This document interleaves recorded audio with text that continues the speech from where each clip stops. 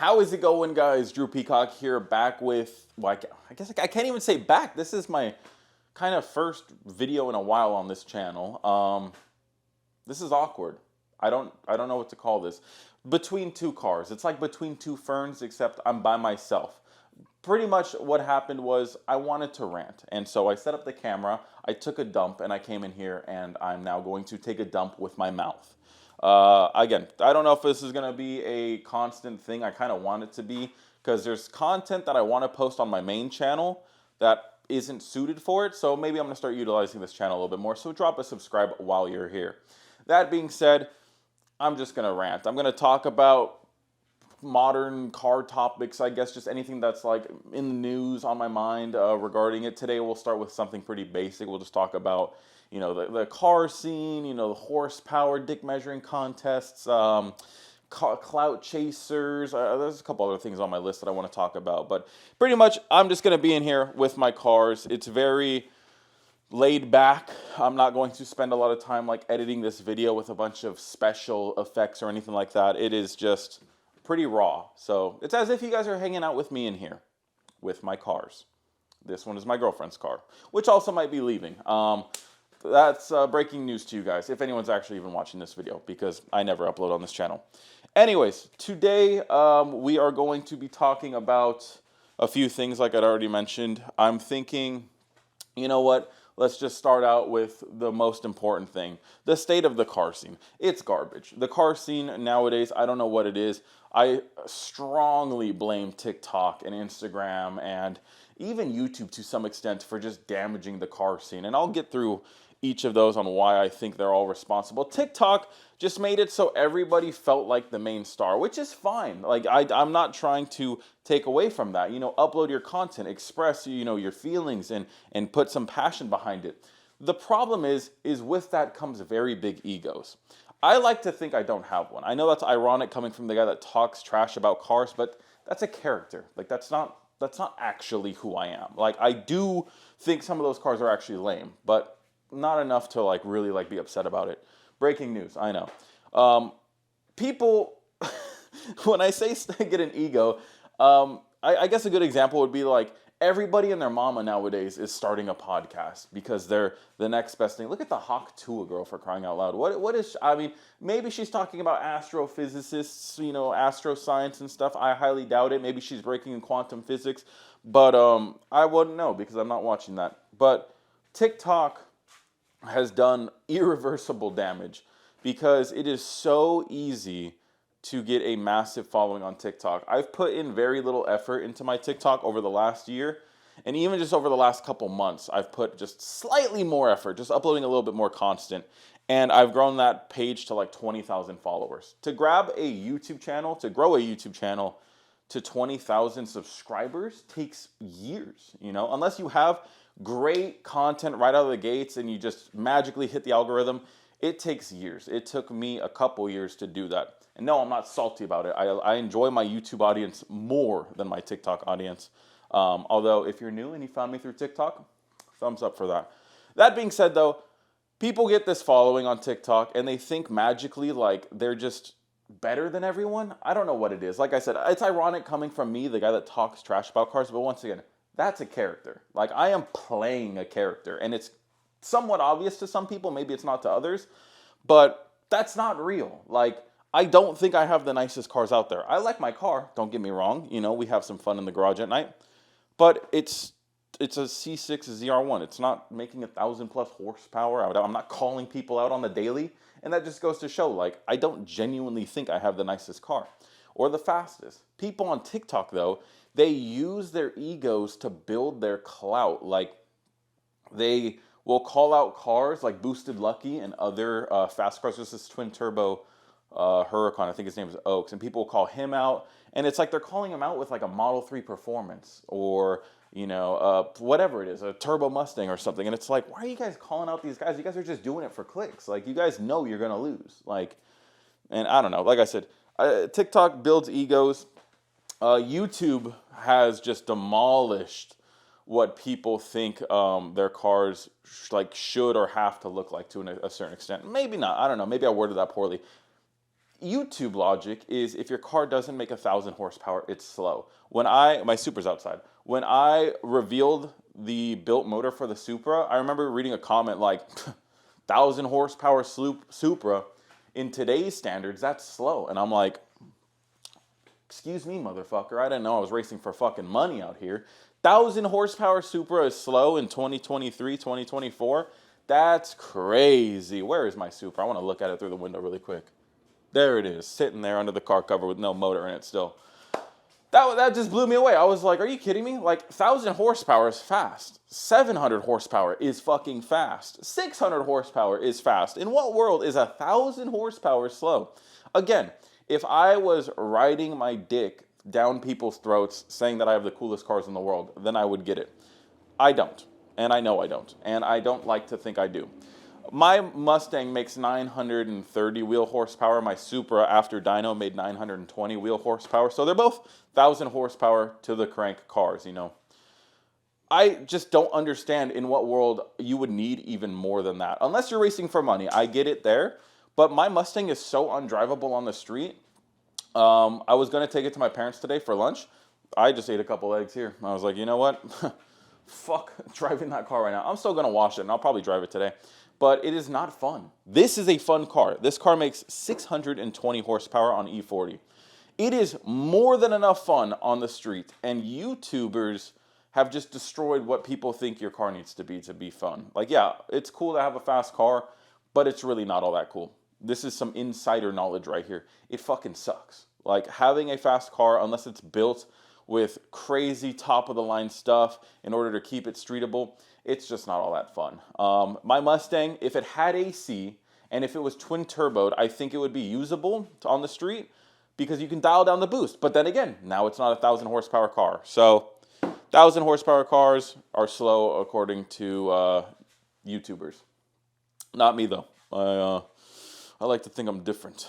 I like to think I'm pushing the bounds. What else? Instagram. Instagram is just like TikTok 2.0. People get a little following on Instagram because they post reels every day, and it's super easy to grow. I posted a couple reels last week just to kind of like prove my point. Okay. Let's see what they're at really quick. Again, I don't post reels that often, but I posted a couple. In the last couple weeks, I've posted 3 or 4 that have gone viral. You know, we're talking 500,000 views, 100,000 views, 300,000 views, 400,000 views. And all my other ones are averaging, you know, I don't know, 50 and up, 80, 90, 50, 80, 90. Yeah, see, so again, it's super easy though. And in the last couple weeks, I've grown, you know, a couple thousand followers because you just post reels. It's not that hard. But once again, that inflates people's egos because they think that number magically means something. And it doesn't. And if you think that that number is going to bring you happiness, it won't. Let me just tell you that right out of the gates. I feel no different with 130,000 Instagram followers than I did when I had 200. That number didn't magically make me happier, and I don't think it ever will. Even if I had 1 million Instagram followers, I don't think that number would mean anything to me. I enjoy all of you guys following me. I'm not talking smack to you guys, obviously. I'm just saying it doesn't inflate me and think that I'm better than anybody else. I don't know where I wanted to go with that, but this is what happens when you film raw content. You just have awkward pauses like that.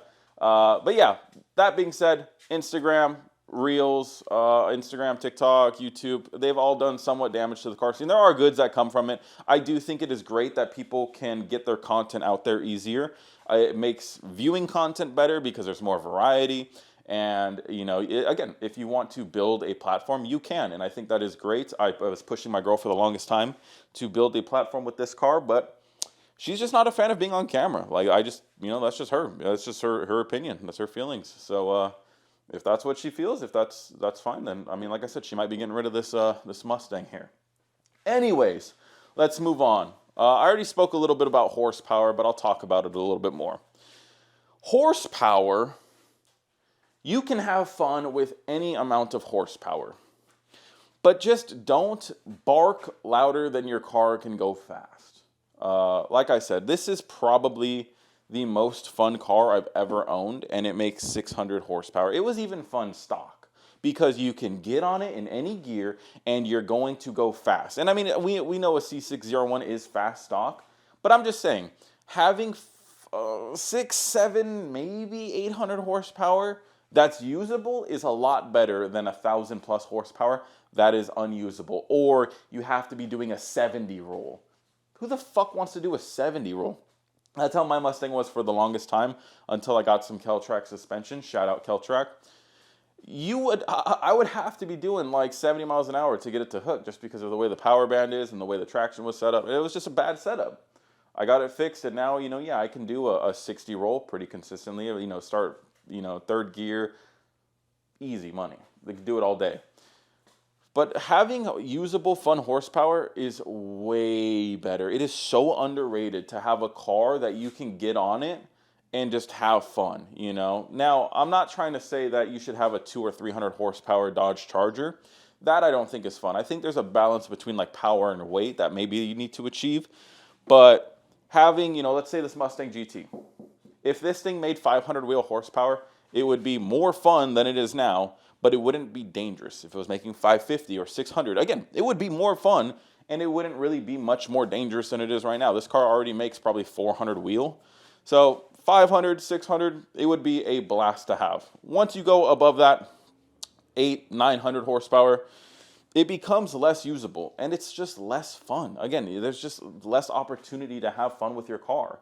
My Mustang, I can only get on that bitch if I am on the freeway going 60 miles an hour. If I'm any slower than that in any lower gear than third, I'm going to spin out, or break loose at least. It won't spin out. The car is dialed in, so when I break loose, it literally just stays straight. But again, I'm not moving though. It's not fun.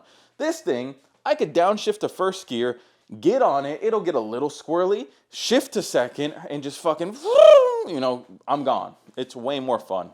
Horsepower, power to weight ratio, don't chase high horsepower numbers. It's expensive, and it's not that fun. You can do what you want if you're racing for money. Obviously, there's more incentives to go faster because that might be your livelihood or just extra cash on the side. Then yeah, go crazy, go fast. But if you're building a car for yourself that you want streetable, depending on the car's power to weight ratio, I wouldn't go over a certain threshold. Like I said, Mustangs, Corvettes, Camaros, V8 muscle cars, heavier cars, besides boats, the Chargers and Challengers. I would say, maximum I would go on those cars is like 700 horsepower if you're trying to keep it streetable. Anything over that, and it just becomes damn near unusable. Unless you have crazy setups to accommodate it, You could go faster in this car and do a 15-inch brake conversion in the rear. Why would you want to do that? Why would you want to get rid of the carbon ceramics? I want this car to be trackable. I want to be able to take corners in it still. People didn't know that Corvettes handle really well, even though they have leaf springs, which is crazy. But yeah, I mean, the Corvette wasn't designed for straight line. This is a competition car. Corvettes and Porsches are like literally rivals. Like Corvettes love bullying Porsches. And it's great because my buddy is a hardcore Porsche guy and he loves my car. So that is funny. But yeah, horsepower, power to weight. It's, oh, I thought that was a scratch. It's, yeah, it's dumb to chase numbers, especially depending on the car. If you're in a Honda Civic, let's say earlier EG, EK, EF even, dude, 200 to 300 horsepower is more than enough in those cars. It's crazy. It's just all power to weight ratio. But yeah, moving on to the next topic. I actually forgot what I was going to segue into, so let me check my notes app. This is the notes app I made while on the toilet. Toxicity. I kind of skipped this one. This one was supposed to kind of be up front.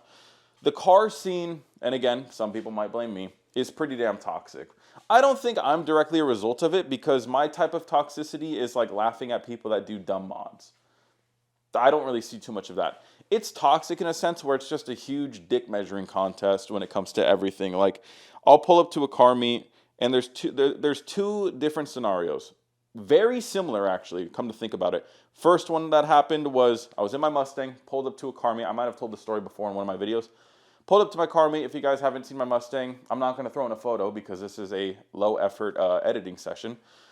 And it's got bead locks. It's big. It's sort of wide body. It's got flares on it. It looks aggressive, right? Like, it looks like it's ready to rock because it is. I had a bike guy come up to me. Dude's wearing a shiesty or whatever. He's fucking looks like he weighs probably 90 pounds soaking wet. And he was like, hey man, like, do you want to run it? And I was like, what do you have? And I don't even think he told me. But I think he said something like, he was trying to run for money, long story short. And I was like, oh, no, man, like, I'm good. I don't have to do any of that. And he was like, oh, you're one of those content creator lames, aren't you? Or one of those TikTok lames. And this was before I was on TikTok. I was like, first of all, don't you dare insult me like that. Nothing against TikTokers. There are a lot of cool ones, but just saying, I ain't going to a car meet with a $7,000 camera setup to film a TikTok. Let's not assume that. But yeah, I was like, nah, man, like, I just don't have to film for money. Like, I don't have to race for money, I should say. I make money on the races for free, just posting it. So I don't need to race for money. And he was just like, oh, yeah, you're one of those TikTok lames then, aren't you? And I was like, the fuck? So he just fucking fucked off, right? Last car meet I went to with the vet, similar scenario. Dude on a bike comes up to me, not wearing a shiesty, so maybe the shiesty was the different factor. Comes up to me and he's like, hey man, like, what's done to your vet? And I was like, oh man, it's stock. And this was back when it was actually stock. And he was like, oh, well, what do those things make? I was like, they make like 640 crank, so, maybe 550 wheel. And he was like, oh, okay, well, shit, do you want to run it? We could just run it for fun. Keyword, he said for fun. And I was like, well, what do you want? He's like, oh, I'm on a Hayabusa. And I was like, oh, motherfucker, that's just a waste of gas. I'll tell you the outcome right here. Beep, beep, beep. You're gone. I'm in the dust, At that point, it's just too much, in my opinion, risk. It's not worth it. It wouldn't have been a close race. If I was in the Mustang, I might have took him up on that offer because it would have been fun. And he was a little bit of a bigger dude. So it might have helped with the power to weight on the bike. But yeah, I told him, I was like, yeah, man, it's stock. We already know you're going to win. No offense. But I'll pass. And the dude hung around and chit-chatted with us. We talked about bikes because I explained. I was like, yeah, man, you'll get me. I have an R1. The R1 is way faster than this, and you're probably faster than the R1. And he was like, oh, are you right? And we just sit there and we chit-chatted. It was him, me, Jake, and our other buddy. So it just goes to show, like, there's different levels of toxicity. I think what it is just everybody wants to be the fastest or the most expensive or the best in some sort of category, and it's like there's always going to be someone faster, And that's why I don't get offended if I lose a race. Like, I'll post if I lose a race. It's not the end of the world. It's a fucking race. I'm not going to sit and lose sleep over it.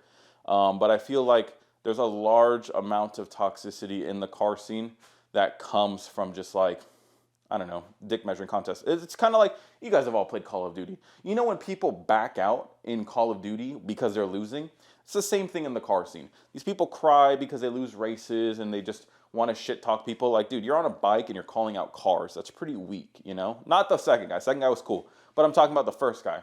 He's calling out cars. Like, you're on a fucking bike. Call out some other bikes. Go race at H2, Again. There's a lot of toxicity. Again, I don't think it's caused by me per se, because one, I'm not that big, relatively to the car scene. And two, my level, like I said, of toxicity is just clowning on people that put tacky mods on their cars. And it never crosses a line of like making it personal or any of that. So yeah, the car scene's pretty toxic. It's, it sucks because I used to go to car meets and, you would chit chat with people. And you would hear people like complimenting cars and stuff. You rarely hear that anymore. It seems like everybody just stands by their car and just judges everyone that goes by. And I'm guilty of it too, but like, if there's a cool car, I show you guys on camera. I think the last car meet I went to was pretty much all cool cars. I think there was like one or two stinkers there. And even then, it was like a Maserati with an anime wrap. It's still a Maserati, so who fucking cares? But yeah, car scene ain't what it used to be. Maybe I'm just getting old. Am I unk status? Yes, I ain't 30, so I don't think so. Let me see. Here we go. This is a good one too. Built versus bought. That's a topic that's been in the car scene now for a while. Built versus bought. Is it better to buy a car and flex it or build a car? It's better to build a car. It is never better to buy a car and flex it. That's just goofy. Anybody can do that. And it's like, it's a lot more hard work to build a car. Like, I've already, just in the couple mods I've installed on this thing, like the flex sensor, I've spent, full days in here. When I did the cat delete, full days in here working on this car. And it would have been way easier for me to go and pay some dude, a couple grand to do all of the mods that I installed. But what's the point in that? Like, I built this car, I didn't tune it obviously, but everything that's on this car that made it make that horsepower, I put on the car, which is way more satisfying than me swiping my card. Maybe that's why I don't have quite the connection with my Mustang compared to like my Supra or this, because like with that car, it was such a crazy task. Gen 3 Coyote swap right when the Gen 3 came out. I didn't know fuck shit about that. So yeah, I took it somewhere and had someone else Coyote swap it. They did the fucking Whipple install. They did all that shit. So, it is what it is. I don't know what else to tell you. I don't even know if I can upload a video this long. This might be a two-parter. I'll have to see. I come to think about it, I might be limited on the length I can upload. But yeah, buying a car, it's crazy the amount of people I see just buy like an M3 or M4. Maybe it's just BMW guys, and like they just think they're on top of the world. It's like, dude, anybody can go out and just buy a car. It's not that impressive. Build it, make it different. Don't make it, just wheels and tires, downpipe and a tune like everybody else. I don't know. Built versus bought. Comment your thoughts down below. Let's see what else I got on my list to talk about. Daddy's money. Oh my God, the amount of people that ask me what my opinion is on people that have daddy's money is crazy. So one comment I get a lot from people that don't know who I am or my background is they say that all this is daddy's money. First of all, I wish this was all daddy's money, because then I wouldn't have to work. I wouldn't have to make content every day and go to shows and do all this shit. I could just enjoy it and do it for free and not have people harass me online.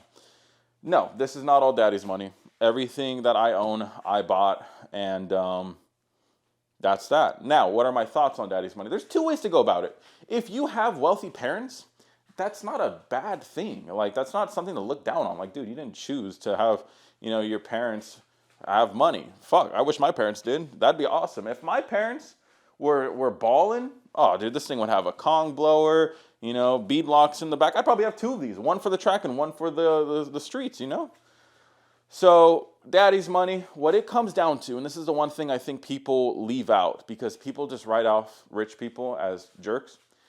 No, it's how they carry themselves. You can have daddy's money, but at the same time, carry yourself in a respectful way and acknowledge that, hey man, like, yeah, I didn't buy this car, or my dad helped me out, or whatever it is. And that's that. But if you get a car, there's this one guy, and I've made a poser police video on him, and I won't say his name. It might be obvious who it is, but there's this one fruit ball, and he has a supercar that's like, $200,000-$300,000, even more with some of the stuff he put on it.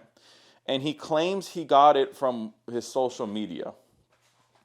Now, I don't know about you, but having a mid-tier Instagram and a mid-tier TikTok will not pay you to have a $300,000 car and other sports cars as well, especially with the numbers that this person is putting out. I'll check really quick, actually. Let me just double check before I bite my tongue. And let me just see what his recent posts do. Okay, so for instance, he's a quarter of the size of my Instagram, and he gets average less than 10,000 views a reel. Maybe his TikTok is more booming. I don't know. Let me go to TikTok really quick. I don't know his TikTok, honestly. Let me check. Okay, so he's got a good following on TikTok, but bad views. Literally 10,000 or less as well on TikTok. So it could be just because he's been on there for so long that he just magically got 2 million views or 2 million followers. But I'm literally scrolling down and there are no viral videos. So again, point is, numbers matter. A content creator can tell when a content creator is bullshitting because we know how much work or how much views it takes to make money. And so if you're making this much views, it cannot equal that much money. It's just that simple. Imagine you're working minimum wage. Again, nothing against that. I'm not trying to, that's not an insult. Imagine you're working minimum wage and your coworker is working minimum wage with you.